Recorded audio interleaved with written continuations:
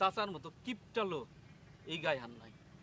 অভাব অনটন অনেকেরই থাকে, কিন্তু খাস আসার মতো কিপটে মানুষ জগতে আছে।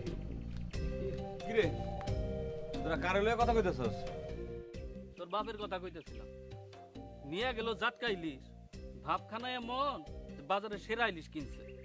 বাজানের কথা আর কইস না, বাজানের লগে আর পারতাছি না। বাজারে গিয়া বড় মাছ কিনে না, কিনে ছোট মাছ। বাজানের সব কিছুতে কিপটামি। তুই কি কিছু কইতে পারিস না? শুধু আমি কেন, দুনিয়ার ব্যাপক মানুষ কইলেও বাজানের কিপটামি যাইব না।